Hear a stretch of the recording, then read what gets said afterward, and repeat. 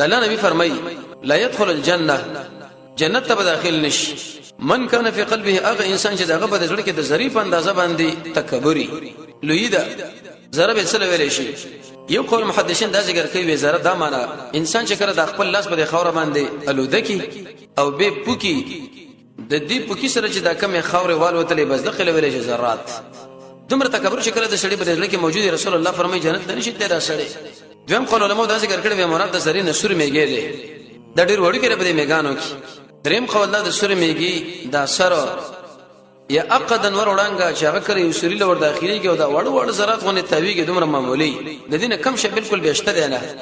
ځکه محاوره کې د استعمال د عبد الله بن ابي صحابي دی وغیرہ صفه په غونډې باندې نه سو جړلې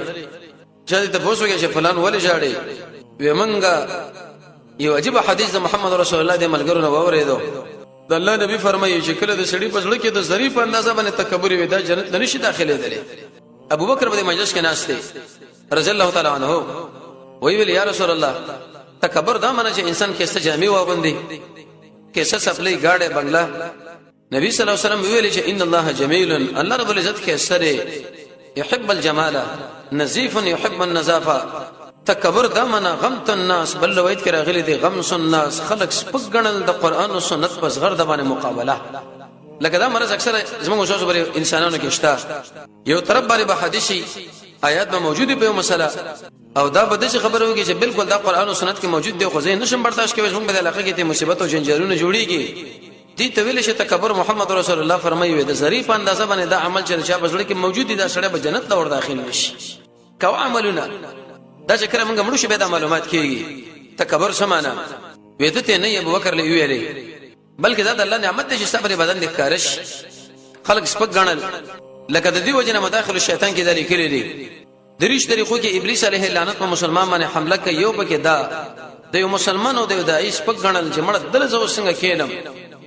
د یو کشر سره دی او داس منګه طالب العلم دی او زما استعداد ته ډیر اوچت دی او زما علم ته ډیر اوچت دی اوس دې سړي لازمه ګونډه ما ته ولې د خبر لازمه دا وکه خودله وی په دې انسان باندې د ابلیس چاپر الله دا د ابلیس په چاپه کې گیر راغی دا بوس خرابېږي او تخریبېږي با تکبر دا معنا د قران او سنت دشمنی مقابله نبی صلی الله علیه وسلم فرمایي تسکیه به شکل کوله و نعم الرجل خوریم صحابیات کې ودا ډیر مزیدار سره د ارمان چې د وختي د شل کټ شي واړ شي او اسبال الازار نه کوي پنسي د خنګرو نه کته نه ساتي وخت پر خود سنت طریقه لیکن چې کله د انسان بدل لکه قسم ته نشا او لیت رضی نبی صلی الله علیه وسلم تذکر دی ملګری وکړه و یزکیه مفسرین د قایت په تشریح ذکر کوي و دا لړی کول وس پکار دی بالکل کماول پکار دی دا تشکیه د ملګرو کیسه تربیته